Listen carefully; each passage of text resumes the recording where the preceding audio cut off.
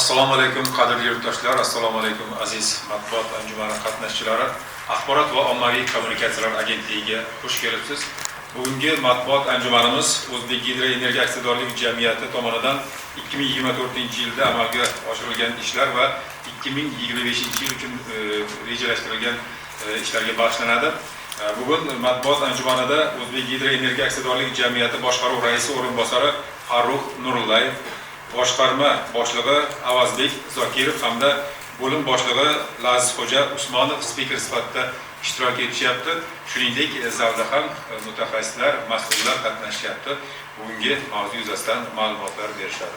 Eslatib o'tamiz, bugungi matbuot anjumanimiz O'zbekiston hamda O'zreport telekanallari orqali to'g'ridan-to'g'ri efirga uzatilyapti. Shuningdek, yurtdoshlarimiz bizni Axborot va ommaviy kommunikatsiyalar agentligining ijtimoiy tarmoqlardagi sahifalari orqali ham onlayn kuzatib savollarini yo'llashlari mumkin bo'ladi. Demak, tadbirimizni boshlaymiz. Dastlab O'zbek Gidroenergiya aksiyadorlik jamiyati boshqaruv raisi o'rinbosari Farruh Nurullayev bugungi mavzu yuzasidan ma'lumot beradilar. Marhamat. Assalomu alaykum.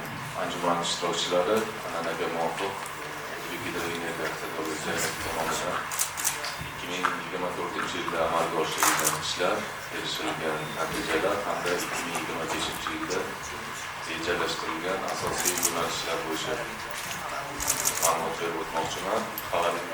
Xabaringiz bor, O'zbek Gidroenergiya aksiyadorlik jamiyati 2012-yilda O'zbekiston Respublikasi Prezidentining alohida farmonlariga asosan tashkil etilgan. Jamiyatimiz tashkil etilgan kundan bugungi kunga O'zbek Gidroenergiya aksiyadorlik jamiyati tomonidan qariyb $1 milliard teng investitsiyalar o'zlashtirilgan hamda buning natijasida 55 ta loyihalar amalga oshirilgan.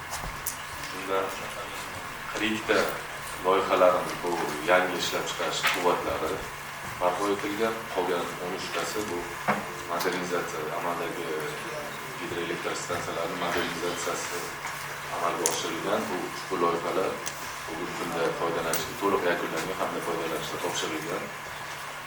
Natijada bugungi kunda jamiyatimiz tomonidan jami 77 ta gidroelektr stansiyalar ekspluatatsiya qilib kelinadi. Ularning umumiy quvvati 2 gigavat 256 megavatga teng. Ushbu loyihalarni amalga oshirish natijasida 2024-yilda hukumatimiz tomonidan O'zbek Gidroenergiya aksiyadorlik jamiyati tomonidan jami 7 milliard 44 million kilovatt elektr energiyasi ishlab chiqarish bo'yicha reja topshiriq berilgan edi. Biz ushbu ko'rsatkichni 8.2 milliard kilovatt qilib bajardik hamda reja ko'rsatkichini 116% ga 2023-yilga nisbatan esa 120% ga bajarildi. Men shu o'rinda bir narsani ta'kidlab o'tmoqchimanki, bu nafaqat O'zbek Gidroenergiya aksiyadorlik jamiyati tarixida, gidroenergetika tarixida bu o'tgan yilgi 8 milliard 200 kilovatt ishlab chiqarish elektr energiyasi rekord ko'rsatkich hisoblanadi. Chunki bugungi kungacha bu yillik ishlab chiqarish hajmi 8 milliard 200 ga yetmagan. Bundan tashqari 2024-yilda investitsiya dasturiga kiritilgan 10 ta loyiha bo'yicha qariyb 171.5 million dollar investitsiyalar o'zlashtirildi. Ushbu loyihalar amalga oshirish natijasida 2024-yil o'zida umumiy quvvati 23 megavatga teng bo'lgan 15 ta loyiha foydalanishga topshirildi. Bundan tashqari 2023-yilda davlat rahbarining alohida topshiriqlariga asosan jamiyatimiz tizimidagi suv omborlari va gidroelektr stansiyalarida raqamli transformatsiyani amalga oshirish bo'yicha alohida topshiriq berilgan edi. Bunga ushbu topshiriq ijrosini ta'minlash bo'yicha jamiyatimiz tizimidagi suv omborlarining xavfsizlik deklaratsiyalari to'liq ishlab chiqarildi. 3 ta suv omborimizda zamonaviy nazorat qurilmalari KIA deyiladi.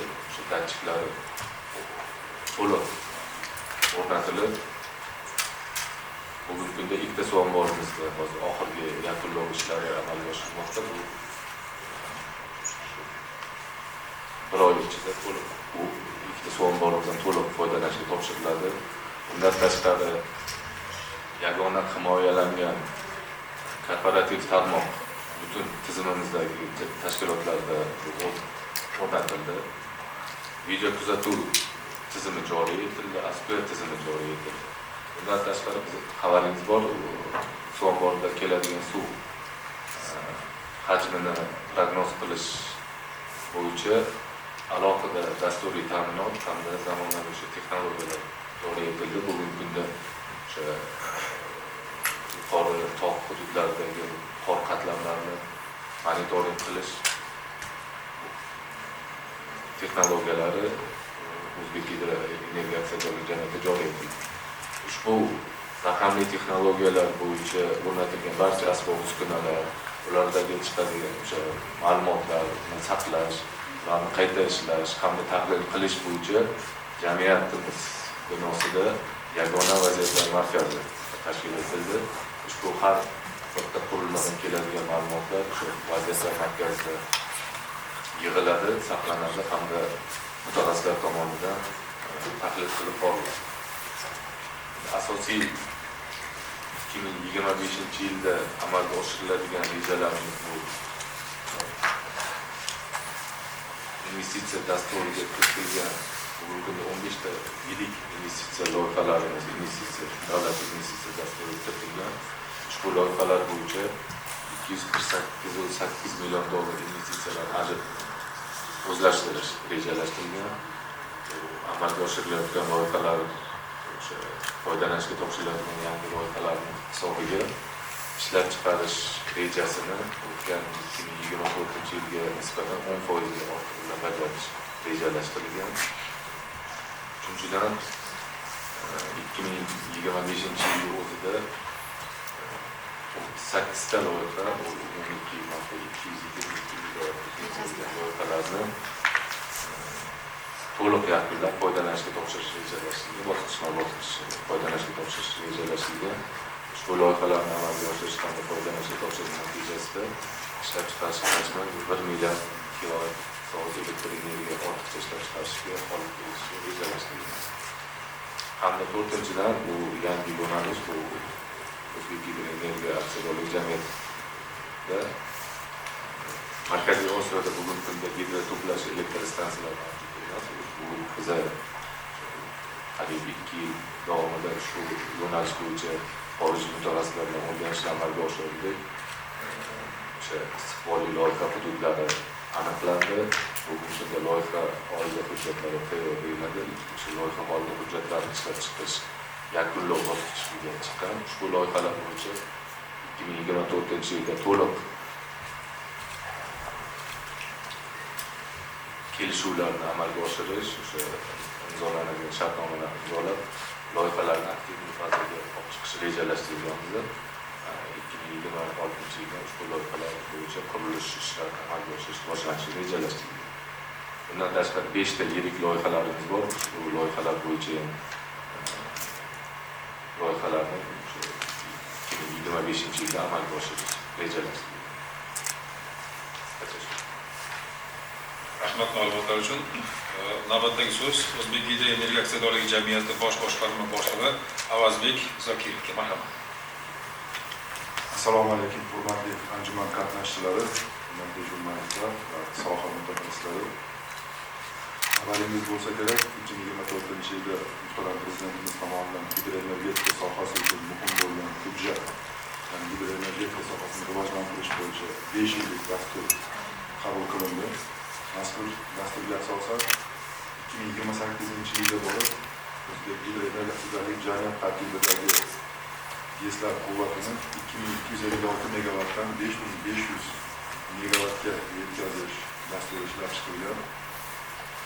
Ya'ni bu degani qo'shimcha 5 yil ichida 3300 megawattga yaqin yangi quvvatlarni ishga tushirish orqali jamiyatimiz tasarrufidagi elektr stansiyalar orqali ishlab chiqariladigan elektr energiyani 17 milliard kilovatt soatga yetkazish Bu bo'yicha jamiyatimiz tarafidan yilma-yil tadbirlar belgilab olingan bo'lib, tizimli ishlar amalga oshirilyapti. Ushbu loyihalarni amalga oshirishga jami 6,5 milliard dollar miqdorida investitsiya mablag'lari jalb qilinishi ko'zda tutilgan. Ushbu loyihalarni amalga oshirish hisobiga bugungi kundagi mavjud elektrostansiyalarimiz soni 2 baravarga oshib, kam 140 ta elektrostansiyaga yetkaziladi va natijada 3000 ta yangi ish o'rinlari tashkil qilinadi va ishlab chiqarilgan elektr energiya hisobiga yiliga o'rtacha 5 milliard tabiiy boyligimiz gaz iqtisod qilinishiga berilishi kutilmoqda. Albatta, hidroenergetika sohasiga muhtaram prezidentimiz tashabbus bildirib har tarafdan qo'llab-quvvatlagani juda quvonarli holat. Mizanlikda biz yangi ish o'rinlarini yaratish, ishlab chiqarish quvvatlarini oshirishni asosiy maqsad qilib olganmiz. Hurmatli anjuman qatnashchilari, aynan 2025-yilda amalga oshirilishi belgilab olgan rejalarni to'xtalib o'tadigan bo'lsak, boshqarma raisimiz o'rinbosari qisqacha aytib o'tganidek, bu yilga bizda rekord natija, bu tariximizda bo'lmagan 38 ta loyihani ishga tushirishga reja qilib olganmiz. Ularning asosiysi umumiy qiymati 405 million dollar bo'lgan, quvvati 198 megawattlik 10 ta yirik loyiha. Toshkent viloyatida quvvati 20 megawatt bo'lgan Shamol elektr stansiyasi va O'rta Osiyoda O'zbekistonda yagona bo'lgan gidroagregatlar ishlab chiqaruvchi yirik zavod qurilishi shu kunlarda yakunlanib ishga tushirilishi ta'minlanadi. Va bundan tashqari oxirgi yillarda katta e'tibor berilayotgan kichik va mini GESlar qurilishi, bu bo'yicha ham 2026-yilda 7 ta suv bosimli va 19 ta kinetik turbinali mikrogeslarni ishga tushirishni rejalashtirganmiz. Bu asosan tadbirkorlarimizga namuna bo'lishi uchun jamiyat mablag'lari hisobidan qurilib ishga tushirilyapti. Birinchi chorak yakuni bo'yicha jami shu 38 ta loyihamizdan 8 tasi bugungi kungacha ishga tushirilib, foydalanishga topshirildi. 2025-yilda ishga tushiriladigan loyihalarimiz negizida kelib chiqadigan bo'lsak, yil yakuni bilan 38 ta loyiha, ya'ni 228 megawatt quvvatlarni ishga tushirish orqali qo'shimcha 1 milliard kilovatt soat elektr energiya ishlab chiqarishga erishiladi. Bu qo'shimcha ravishda 415 ming xonadonni elektr energiyadan ta'minlash degani yoki 300 ming kub tabiiy gazni iqtisod qilinishiga erishish hisoblab chiqiladi.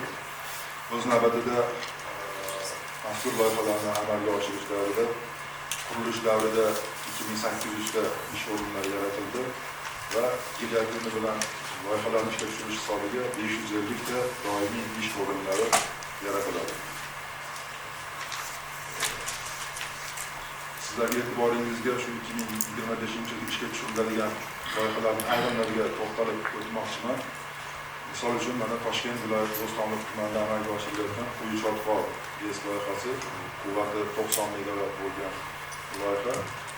Ushbu loyihada birinchi marta respublikamizda ishlangan betondan to'g'on qurilyapti. Bu texnologiyamiz yutug'i, yangi texnologiyalarni joriy qilishga misol bo'ladi. Ikkinchi loyihamiz bu Prezidentimiz 2024-yil mart oyida xabarlaringiz bo'lsa kerak, qurilishga start bergan Namangan viloyatidagi Norin daryosida qad rostlayotgan Norin GESlar kaskadi. Mazkur loyiha doirasida ham birinchi GESimiz shu joriy yilning o'zida ishga tushiriladi. Bu loyihamizning yana bir e'tiborli jihati shundaki, mana soha mutaxassislari biladi, GESda elektr energiya ishlab chiqarish uchun asosiy ikkita ko'rsatkich olib qabul qilingan. Bu suv sarfi va suv bosimi. Aynan Norin daryosida suv bosimi mavjud emas. Biz jamiyat tarkibidagi gidroproyekt loyiha instituti tarafidan yangi texnologiya desak ham bo'ladi, ishlab chiqilib, sun'iy ravishda suv bosimi hosil qilib, shu daryoda 6 ta GESdan iborat kaskad qurilyapti. Birinchi GESimizning quvvati 38 megawatt bo'lib, joriy yilda ishga tushiriladi. Ushbu loyihamiz yana e'tiborli jihati, bu milliy loyiha deb e'tirof etganmiz. Sababi loyihalashtirish respublikamizdagi O'rta Osiyoda yagona bo'lgan gidroproyekt loyiha instituti tarafidan amalga oshirildi. Qurilish, montaj ishlari mahalliy pudrat tashkilotlari hisobidan va kesimiz uchun gidroagregatlar va boshqa yordamchi uskunalar shu o'zimizda jamiyatimiz mas'uliyatida tashkil etilayotgan quvvati 40 megawattgacha bo'lgan gidroagregatlar ishlab chiqarish imkoniga ega bo'lgan yangi zavodimizda ishlab chiqarib yetkazib berilish boshlandi.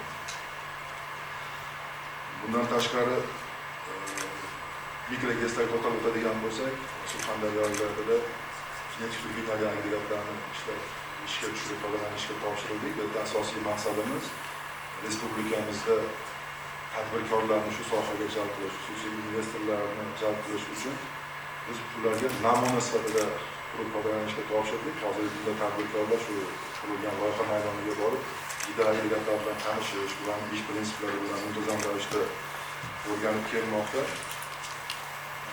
Bundan tashqari, so'zim boshida aytib o'tdim, 20 megawattlik shamol stansiya, buni e'tiborli jihati respublikamizda birinchilardan bo'lib, umumiy qiymat 28 million dollar bo'lgan grant mablag'ini jalb qilgan holda ushbu loyihani amalga oshiryapmiz. Shu tarafdan bu loyihani alohida e'tiborga loyiq deb o'ylayman. Va so'zim so'ngida shu O'rta Osiyoda yagona deb e'tirof qilyapmiz. 40 megawattlik gidroagregatlar ishlab chiqargan zavod. Ushbu zavodimiz ham oxirgi uskunalarni montaj qilish va sinov jarayonida joriy yilning birinchi yakuni bilan to'liq ishga tushiriladi va birinchi navbatda jamiyatimiz tarafidan amalga oshirilayotgan loyihalar uchun to'liq uskunalar yetkazib berish va keyingi yillardan eksport gidroagregatlarni yo'naltirish maqsad qilganmiz. Bu bo'yicha bizda hozirgi kunda Qirg'iziston va Qozog'istondan talablar tushyapti. Kelib zavodlarimizni to'liq gidroagregatlarga buyurtma berish bo'yicha dastlabki muzokaralar boshlangan. Qisqacha qilib aytadigan bo'lsam, 2025-yilda oldimizga qo'yilgan ilk maqsadlarimiz turibdi. Shuning uchun oldinga erishilgan yutuqlarga to'xtalib qolmasdan, har bitta loyihani tanqidiy ko'rib chiqqan holda belgilangan farmon jadvallardagi muddatlarga va sifatli ishga tushirish bo'yicha bugungi kunda shu tizimli ishlar olib boryapmiz. 2025-yildagi qisqacha ishga tushirilgan obyektlarimiz, istiqbolli loyihalarimiz bo'yicha ma'lumotim shu. Yana qo'shimcha ravishda anjuman davomida savollar bo'lsa javob beramiz. Rahmat. Rahmat. Navbatdagi so'z O'zbek gidroenergiya aksiyadorligi jamiyati bo'lim boshlig'i Lazizxo'ja Usmonovga, ular xalqaro reytinglar xususida ma'lumot beradi. Assalomu alaykum. Anjuman qatnashchilari. Yuqorida aytib o'tgan ma'lumotlarga isboti hisoblangan shu O'zbek gidroenergiya aksiyadorligi jamiyati xalqaro maydonda jahonda yetakchi top reytingga kiruvchi Fitch Ratings xalqaro reyting agentligidan bir reytingini qo'lga kiritgan. Bu borada jamiyat bunga erishdi. Jamiyatimizda moliyaviy hisobot xalqaro standartlari bo'yicha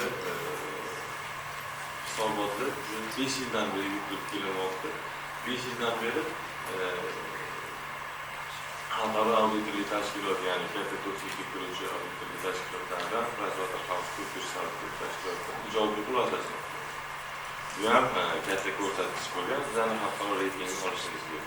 Bundan tashqari jamiyatimiz tomonidan mana 3-yil xaridlar borasida oshkoralikni ta'minlash uchun xaridlar jarayonini forensik auditdan o'tkazamiz. Bu yil ham 2024-yil ham xuddi shu forensik auditdan o'tkazish. Bunda ham katta to'pchilikka kiruvchi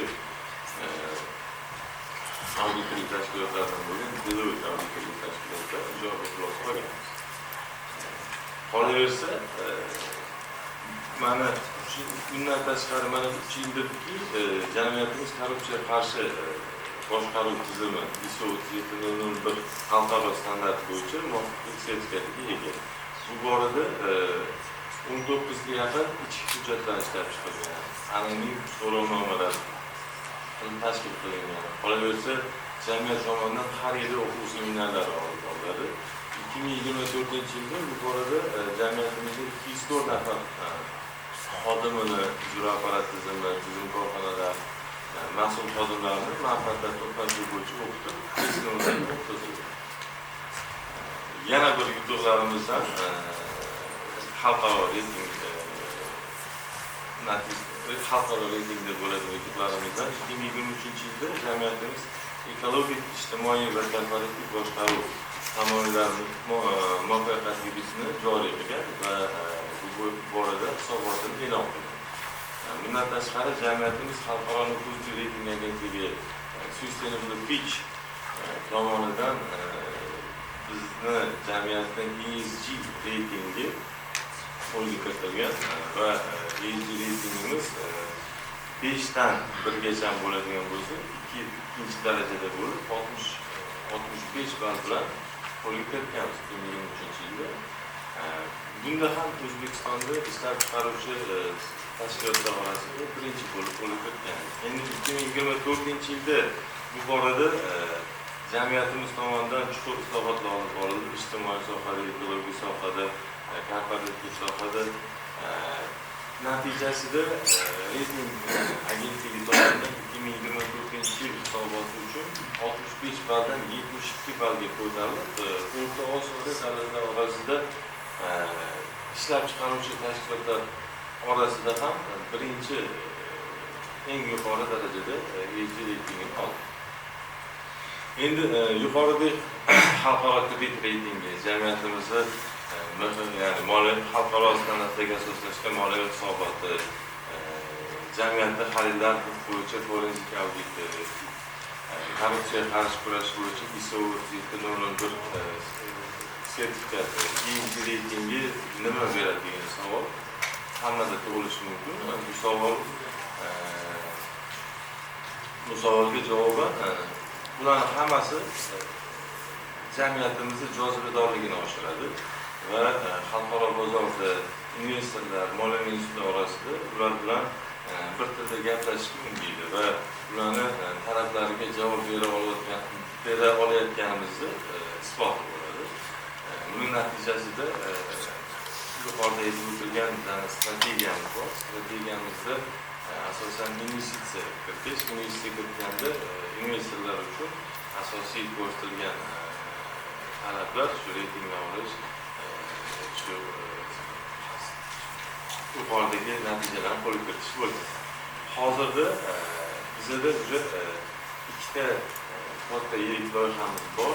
Bu loyihamiz davlat kafolatsiz to'g'ridan-to'g'ri kredit mablag' qilishida 2024 yilda bu natijaga erishdik.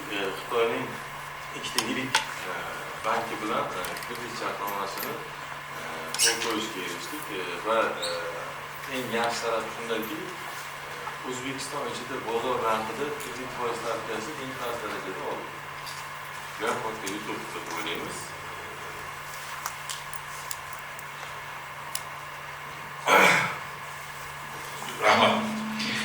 Rahmat ma'lumotlar uchun. Endi savol javoblarga o'tsak bo'ladi. Marhamat, jurnalistlarimizda savol bo'lsa, mikrofon uzatinglar.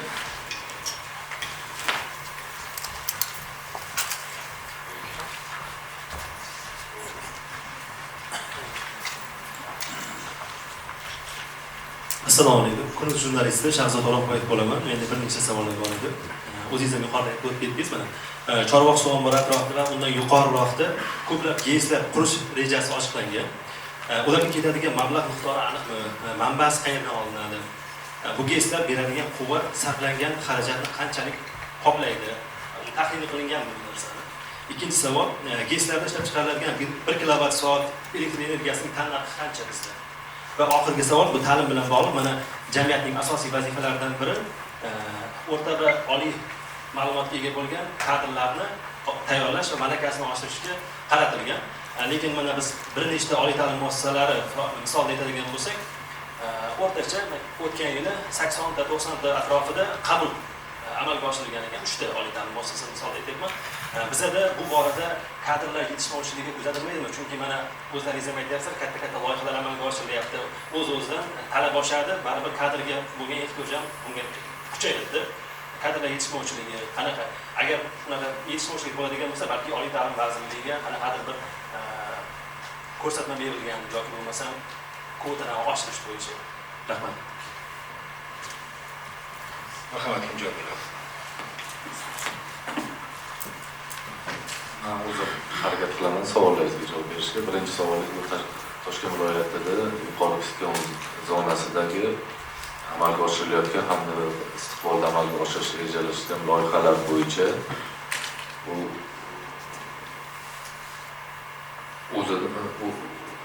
kiritilgan mablag'larni qoplash hisobga olinganmi deb savol berdik. Bizda O'zbekiston Respublikasi Prezidentining 332-sonli qarorlari mavjud. Bu qarorga asosan davlat ulushi 50% hamda undan yuqori bo'lgan barcha tashkilotlar tomonidan amalga oshirilayotgan loyihalar bo'yicha texnik iqtisodiy asosnoma ishlab chiqariladi.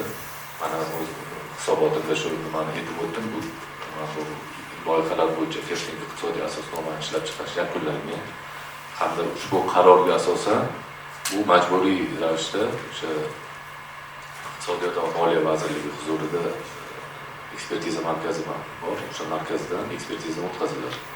Ushbu ekspertiza tomonidan ijobiy xulosa berilgandan keyin loyihalar bo'yicha ushbu loyihalar hukumat darajasida tasdiq uchun kiritiladi hamda ularni amalga oshirish bo'yicha alohida qaror qabul qilinadi. Bugungi kunda bizda amalga oshirilayotgan yuqori Piskon zonasida amalga oshirish rejalashtirilgan loyihalar bu. Amalga oshirilayotgan loyihamiz bu Piskon GES qurilishi, bu yirik loyiha. Chotqol zonasi tomonidan amalga oshirilayotgan mana bu joriy yildan yakunlanishi rejalashtirilgan Chotqol GES. Ikkita loyihamiz bo'yicha texnik iqtisodiy asosnoma ekspertiza o'tkazilgan. Ularni amalga oshirish bo'yicha alohida hukumat qarori, prezident qarorlari qabul qilingan. Ushbu loyihalar doirasida o'sha kiritiladigan investitsiyalarni qoplash muddatlari hisobga olingan. Men yana bir narsani aytib o'tmoqchi edim. Ushbu loyihalar bo'yicha agar moliyalashtirish manbalari aniq bo'lmagan loyihalar bo'yicha ularni amalga oshirish bo'yicha alohida qaror qabul qilingan. Yaqindagina yana bitta loyihamiz bu Mo'g'ullar GESini qurilishi bo'yicha o'sha Piskon daryosida Mo'g'ullar GESini qurilishi bo'yicha alohida hukumat qarori qabul qilindi. Ushbu loyiha bo'yicha ekspertiza jarayonlari to'liq o'tkazildi, kelishuv jarayonlari to'liq o'tkazildi, moliyalashtirish manbalari aniqlandi. Ushbu loyiha endi mana amalga oshirish bo'yicha ishlar boshlandi.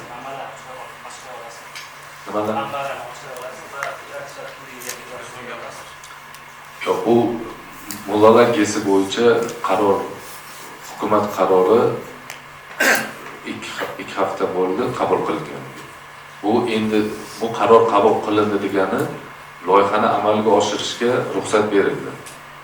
Endi ruxsat berilgandan keyin moliyalashtirish manbasi bu Xitoy bankining krediti. Hozir Moliya vazirligi hamda Xitoy hukumati tomonidan o'rtasida shu kelishuvlarni imzolash bo'yicha jarayonlar уже boshlandi. Chunki bizga shu hukumat qarori qabul qilishi kerak edi.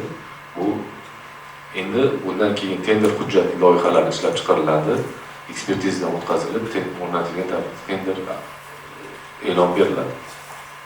Bu har bitta loyihani masalan o'sha moliyalashtiruvchi manba, masalan Xitoy banklari bo'ladimi yoki boshqa davlat banklari bo'ladimi, har bitta kredit beradigan tashkilotning o'zini pudratchini aniqlash bo'yicha shartlari bo'ladi. Misol uchun Xitoy banklari Xitoy kredit berganda o'sha Xitoy Respublikasi o'rtasidagi salohiyatli pudrat tashkilotlari orasida tender asosida aniqlash nima qilingan. Ular talabi shu. Boshqa banklar ham xuddi shunaqa talabi bo'ladi. Bugungi kunda ushbu Mo'g'ullar GESi bo'yicha loyiha pudrat tashkiloti, yetkazib beruvchi tashkilot aniqlanmagan. Endi bu bosqichga endi o'tdik. Ikkinchi savolingiz bu elektr energiyani ishlab chiqarish narxi bo'yicha bugungi kunda O'zbek Gidroenergiya aksiyadorlik jamiyati tomonidan ishlab chiqariladigan elektr energiya tarif sotiladigan tarifi Vazirlar Mahkamasi huzuridagi idoralararo tarif komissiyasi tomonidan tasdiqlanadi. Bizda asosiy mana bu aytib o'tdi 2028-yilga qadar 5500 megavatga yetkazish bo'yicha alohida prezident qarori qabul qilingan. Shundan kelib chiqib tarif komissiyasi tomonidan O'zbek Gidroenergiya aksiyadorlik jamiyatining tarifi tasdiqlangan. ishlab chiqarish tannarxiga keladigan bo'lsak, bugungi kunda ishlab chiqarish tannarximiz bu jami xarajatlarni inobatga olgan holda 185 so'mni tashkil etadi. Ushbu ko'rsatkich man keyingi yilda yuqorida aytib o'tdik, yangi loyihalarni amalga oshirish rejalashtirilgan. Ushbu loyihalar foydalanishga topshirilgandan keyin yangi ish o'rinlari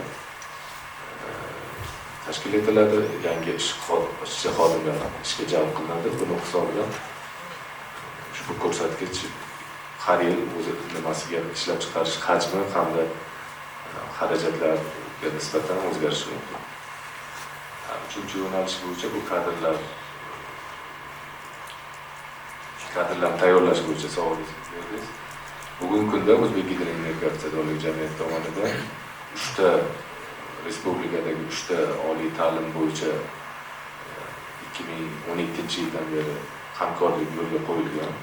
Har yili bu arxitektura instituti, irrigatsiya hamda politexnika institutlari bilan bizda hamkorlik yo'lga qo'yilgan.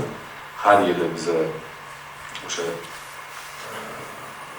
oliy ta'lim talabalari o'rtasida tanlovlar, imtihonlar o'tkazilib, alohida o'sha nima deydi, tanlovga o'tgan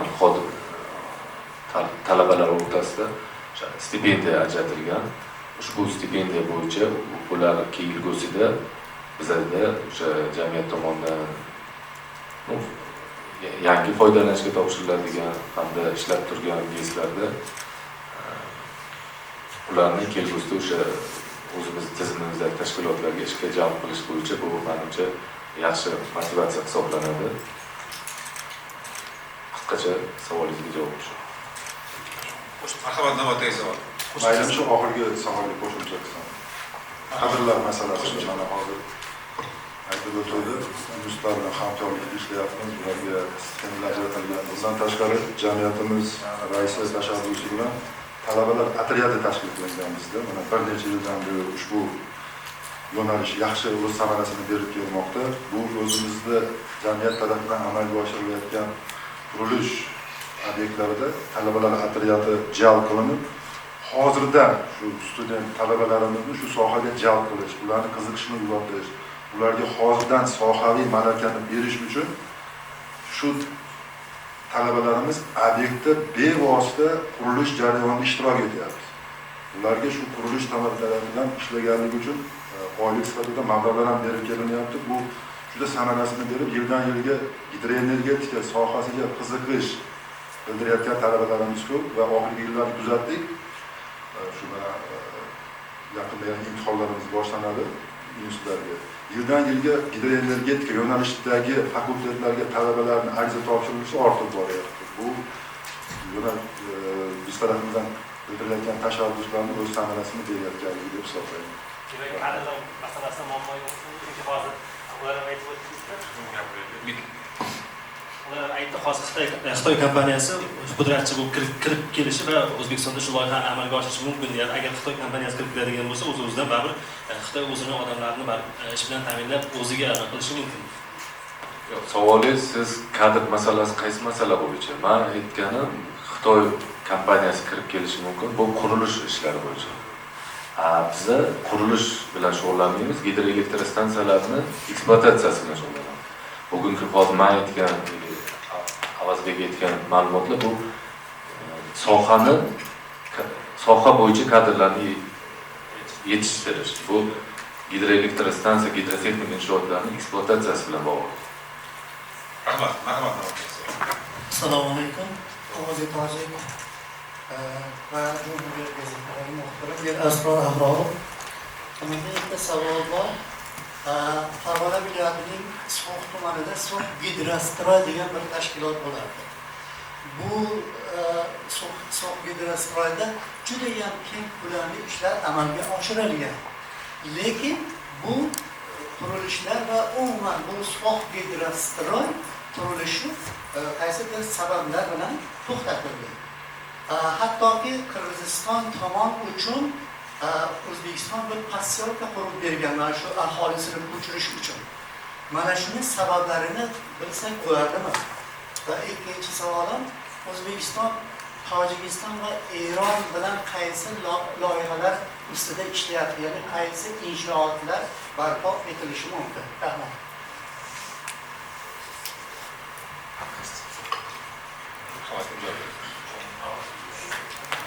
Shu savolingizga men javob bersam,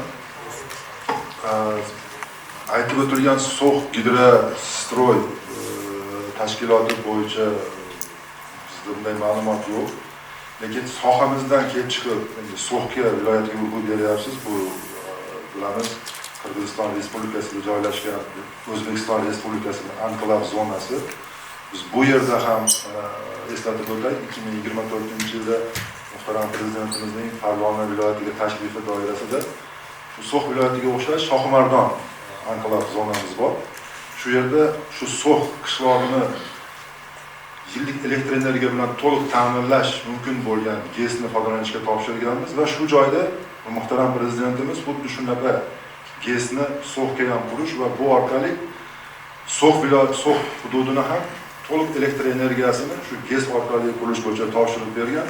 Bu bo'yicha jamiyatimiz mutaxassislari va hindistlarimiz bilan joyga chiqib o'rganish ishlarini olib borib, quvvati 16 megavat bo'lgan, yillik ishlab chiqarishi 70 million kilovatt soat.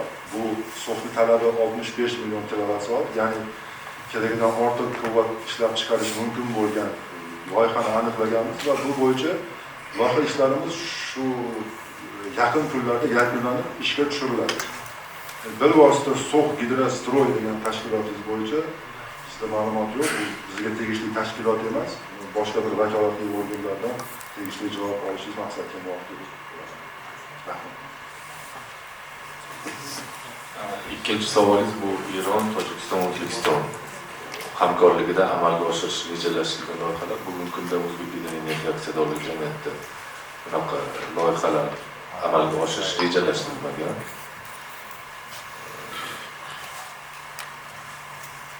Jamiyat o'z tomonidan amalga oshirilayotgan barcha loyihalar, bu muzokaralar olib borilayotgan loyihalar bu O'zbekiston Respublikasi hududidagi loyihalar hisoblanadi. Bu bo'yicha alohida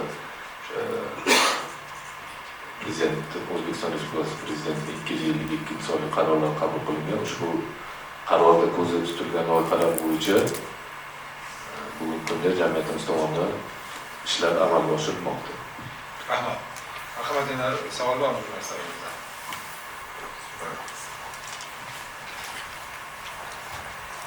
Assalomu alaykum.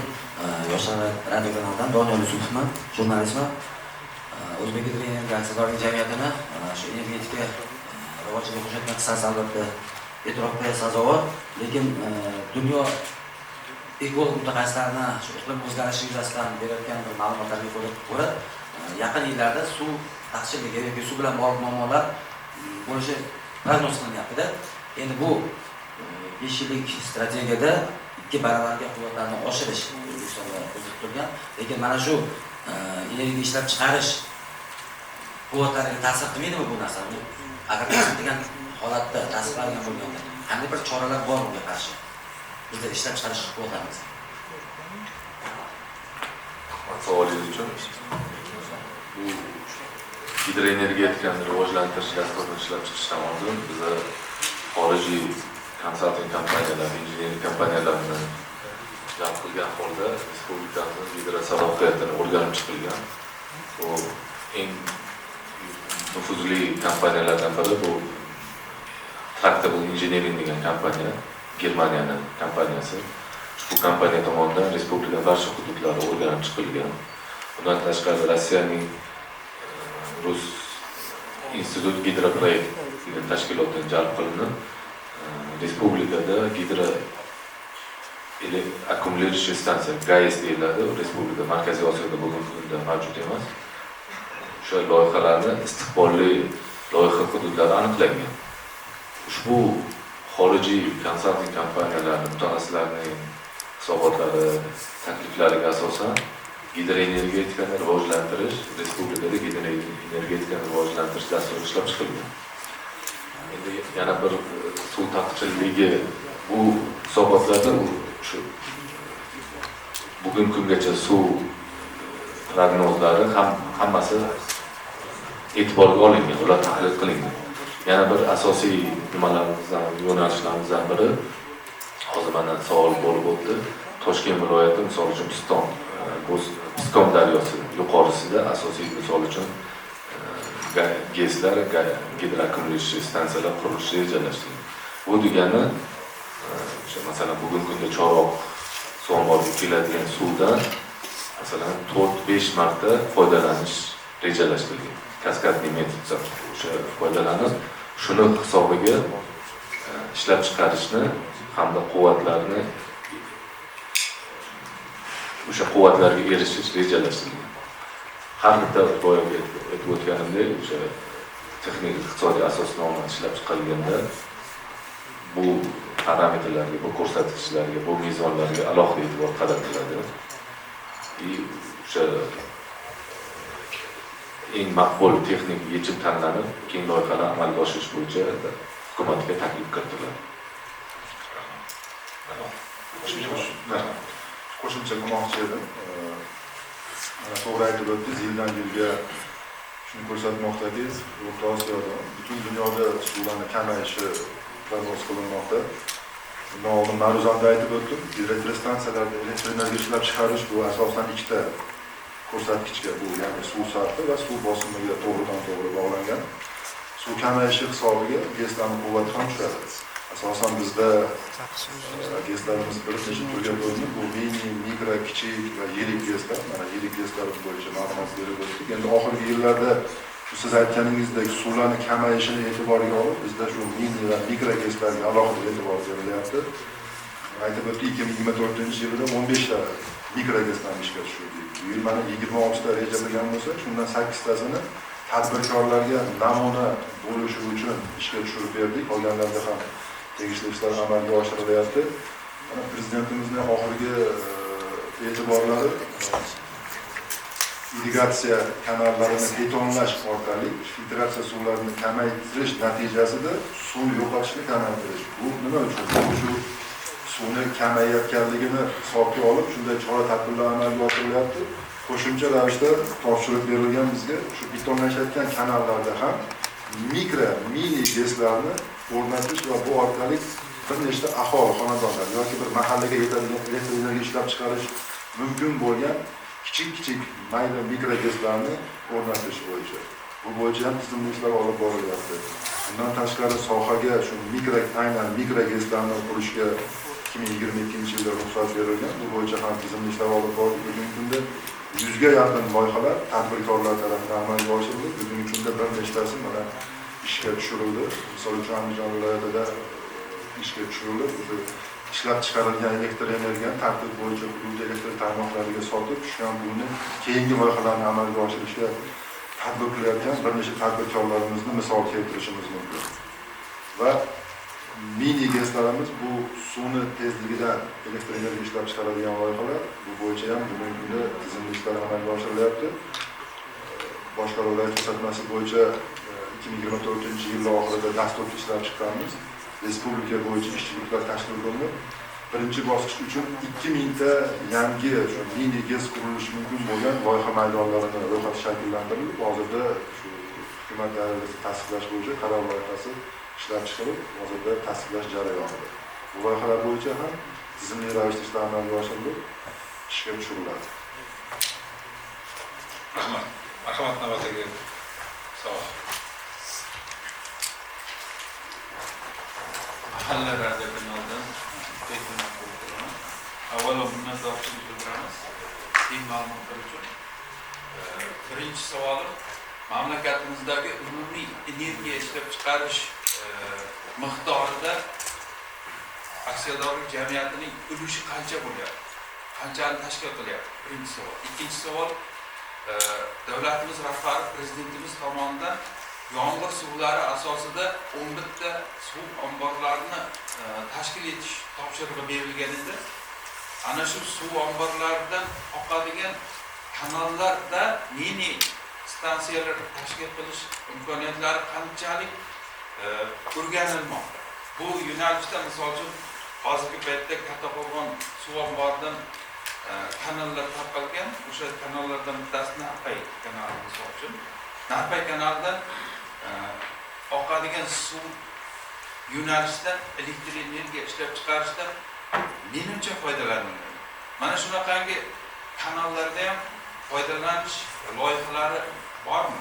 Amalga oshirilyapti. Oldindan. Marhamat, javob. ishlab chiqarish respublikadagi jami ishlab chiqarish tashkilotlarining ichida o'zbek gidroenergiyani ulushini so'rasangiz, bu nima ma'zum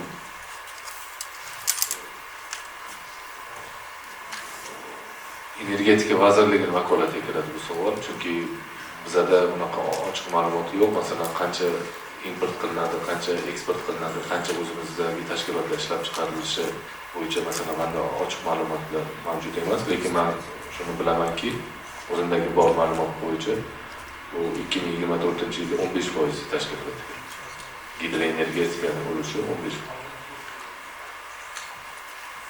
Bekorga aytib o'tmadim, 2017-yilda jamiyatda tashkil etilgan bo'lsa, bugungi kungacha o'sha 1 milliard investitsiya jalb qilindi. 55 ta loyihalar foydalanishga topshirilgan. O'shaning hisobiga o'tgan yilda 24-yilda rekord darajada ishlab chiqarish ta'minlandi. Shuni bu loyihalarni amalga oshirilayotgan loyihalarni bu natijadorligi deb hisoblayman. O'shaning hisobiga gidroenergetikani respublikadagi ulushini saqlab qolish bizning ustuvor yo'nalishlarimizdan biri hisoblanadi. Ikkinchi savolingiz bu suv omborlar tashkil etish bo'yicha topshiriq berilgan. To'g'ri, bu topshiriq berilgan. Bugungi kunda mutaxassislar tomonidan o'rganib chiqilmoqda. Tegishli qaror loyihasi. Chunki suv omborlarini qurish bizning jamiyatimizning asosiy faoliyati hisoblanmaydi. Bizning asosiy faoliyatimiz bu gidroelektrostani qurish hamda ularni ekspluatatsiya qilish. Ushbu faoliyat bilan shug'ullanish bo'yicha ham alohida qaror loyihasi ishlab chiqilgan. U hozir hukumat darajasida kelishish bilan ishlar amalga oshirilmoqda.